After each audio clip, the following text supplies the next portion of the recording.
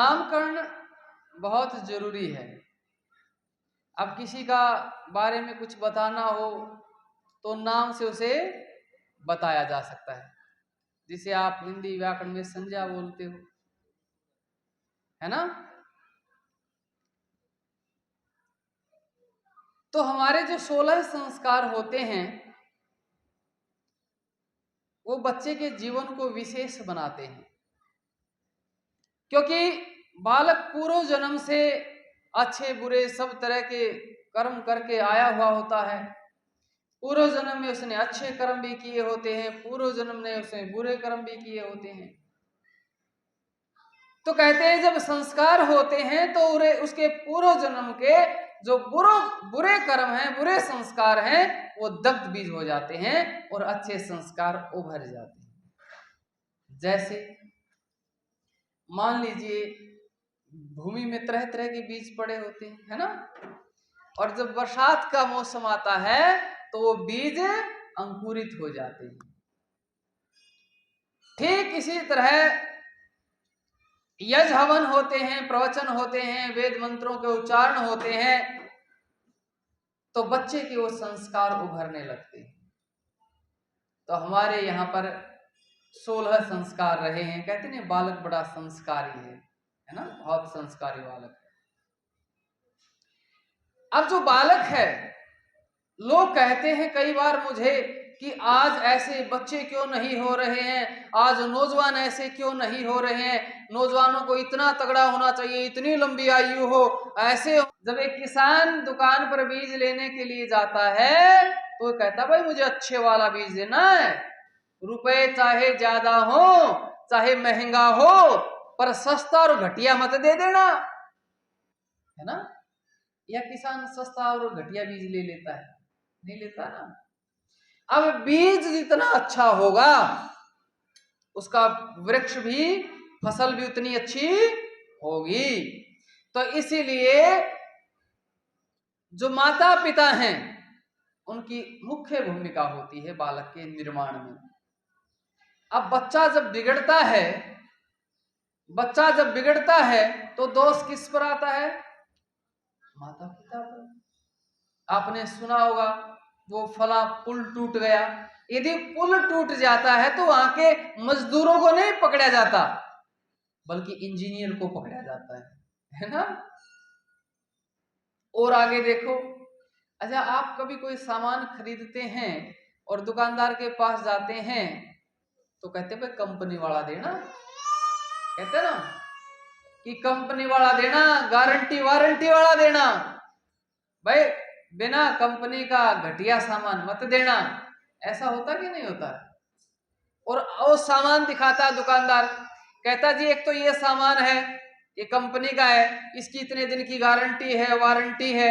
एक कहता जी दूसरा है ना, इसकी कोई गारंटी वारंटी नहीं, ये नकली कंपनी का। ये कौन सी कंपनी का है? जो अच्छी कंपनी होती है वो अपनी गारंटी वारंटी देती कि नहीं सामान की, है ना। तो इसलिए जो अपने सामान की गारंटी दे, अपने सामान की वारंटी दे, वो कंपनी कैसी? वो कंपनी अच्छी है। और जो कंपनी अपने सामान की ही गारंटी ना दे पाए, अपने सामान की ही वारंटी ना दे पाए, वो कंपनी कैसी? नकली। तो प्रिय ब्रह्मचारियों, जो बालक है उसकी कंपनी कौन है, वो प्रोडक्ट किस कंपनी से निकला है? उसकी कंपनी है माता और पिता। यदि माता पिता अपने बालक की गारंटी ना दे कि मैं मेरे बालक की कोई गारंटी नहीं लेता, मैं कोई वारंटी नहीं लेता, तो फिर आप क्या कहेंगे जी? इसके माता पिता फिर कहीं ना कहीं वो ऐसे विद्वान, ऐसे योग्य नहीं है कि उन्हें विवाह करना चाहिए था। वो विवाह के योग्य नहीं थे जो अपने सामान की गारंटी नहीं दे पाए। तो तीसरे नंबर पर आता आचार्य, लेकिन मुख्य भूमिका माता पिता और आचार्य में सबसे पहले नंबर पर आई मां। बालक का निर्माण करने पर पहले नंबर पर कौन आई? माँ चाहे तो बालक को कायर या क्रूर बना दे, और माँ चाहे तो बालक को शिवाजी जैसा वीर बना दे। ऋषियों ने भी कहा माता निर्माता भवती, माँ निर्माण करने वाली होती है, माँ निर्माण करती है। और इतिहास गवाह इस बात का कि माओं ने, जिन जिन माओं ने अपने अपने पुत्रों का निर्माण किया, इतिहास में उन उनके पुत्रों को उन उनकी मां से पहचाना गया। किस किस को किस किस की मां से पहचाना जाता है? याद याद आपको कि उसको उसकी मां के नाम से जानते, उस महापुरुष को। मैं बताऊं दो चार। ये गंगा पुत्र भीष्म है ना? गंगा पुत्र कहा ना? ये गंगा पुत्र भीष्म है। ये कुंती पुत्र अर्जुन है, युधिष्ठिर है। ये अंजनी पुत्र हनुमान है। ये कौशल्या पुत्र राम है। ये देवकी नंदन है। सुना कि नहीं सुना?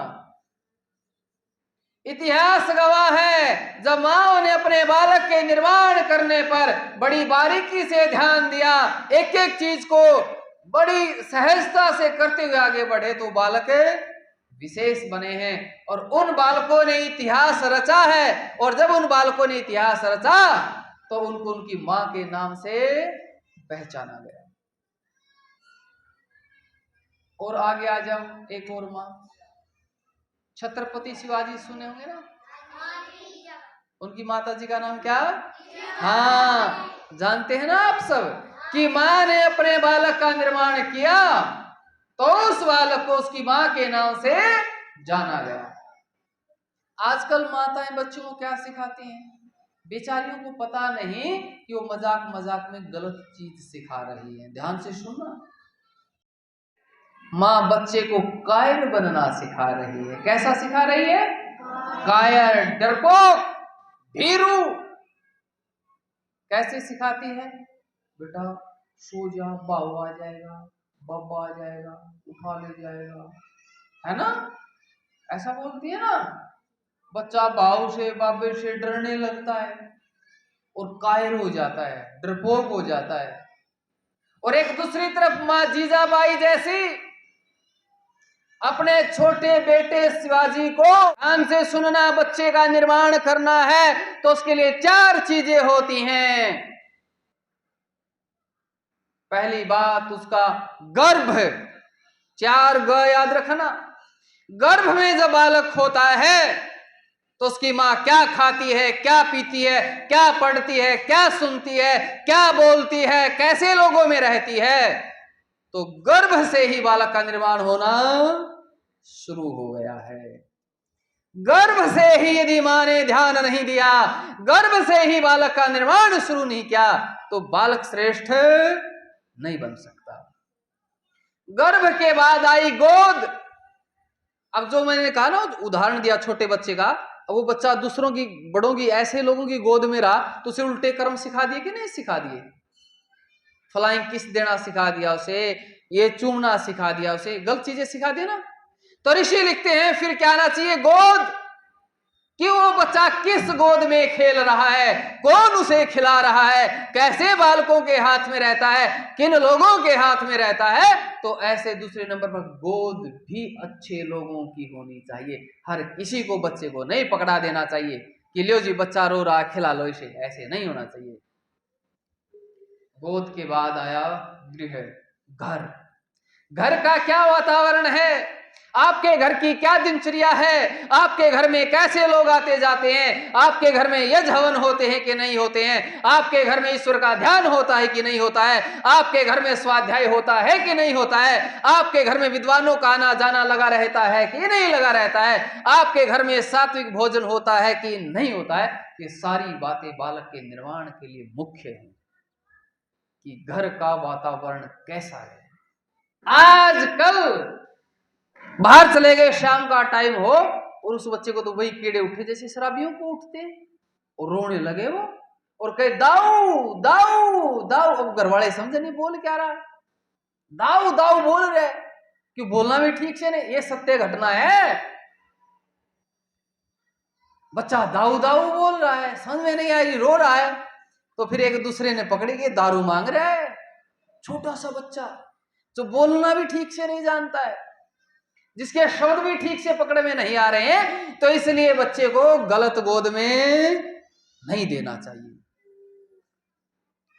फिर गुरुकुल की बात आई, कितनों के लोग बच्चे गुरुकुल में पढ़ते हैं। आजकल गुरुकुल में छोड़ते हैं तो लोग तब छोड़ते हैं जब बच्चा बिगड़ चुका होता है। कौन माता पिता इस उद्देश्य को लेकर के अपने बालक को गुरुकुल में छोड़ता है कि मुझे मेरे बालक का निर्माण करना है। और स्कूल कॉलेजों में क्या होता है, को एजुकेशन, लड़के लड़कियां साथ में पढ़ते हैं। जब लड़के लड़कियां साथ में पढ़ते होंगे, क्या वो ब्रह्मचर्य पालन कर लेंगे? अरे ब्रह्मचर्य पालन कैसे कर लेंगे? जो ब्रह्मचर्य नाश की सीढ़ियां ऋषियों ने बताई हैं कि ये रास्ता ब्रह्मचर्य नाश की ओर ले जाने वाला है, आज बच्चों को उसी रास्ते पर भेजा जा रहा है। महर्षि मनु जी लिखते हैं, अष्ट मैथुन है, दर्शन स्पर्श संभाषण एकांत सेवन क्रीड़ा समागम। लेकिन आज बच्चा सारे के सारे मैथुन स्कूल में ही कर लेता है। लड़कियों के दर्शन भी हो जाते हैं, बात भी हो जाती है, स्पर्श भी हो जाता है, लड़कियों के साथ खेलते भी हैं और सारी क्रियाएं हो जाती हैं। बच्चे का कैसे निर्माण हो जाएगा भाई? अरे देश आर्यावर्त कैसे हो जाएगा?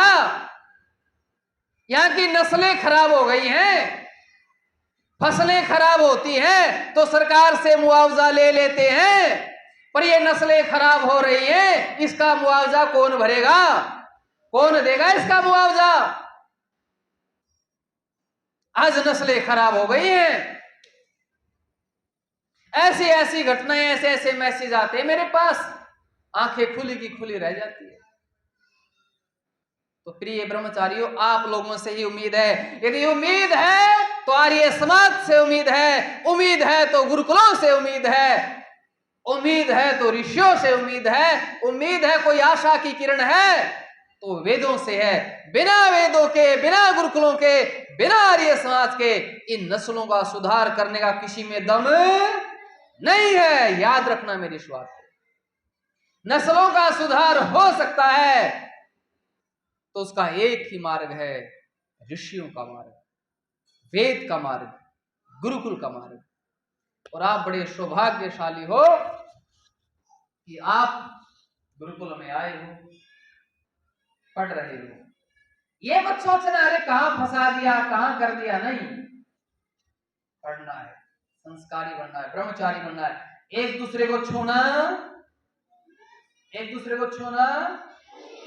स्पर्श नहीं होने देना है।